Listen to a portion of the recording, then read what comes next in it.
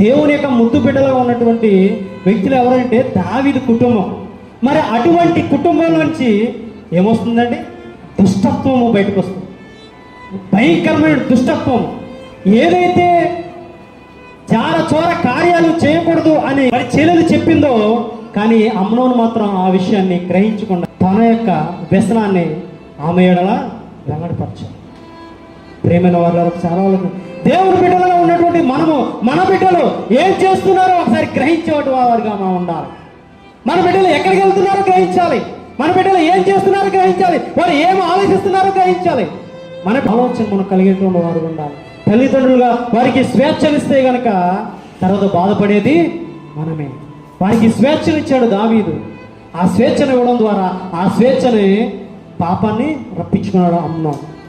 కపట కుయుక్తి ద్వారా ఆ అమ్నోను యొక్క స్నేహితుడు కపట కుయుక్తి ద్వారా ఇరువై ఉన్నట్టు సలహా ఇచ్చాడు. మరి మంచి స్నేహితుడు అటువంటి ఆలోచన కలగజేసేవాడుగా ఉంటాడా? మంచి స్నేహితుడు అటువంటి కష్టదారి కాబట్టి వారి యొక్క దావీదు యొక్క కుటుంబాన్ని నాశనం చేయాలని వాడు చూశాడు.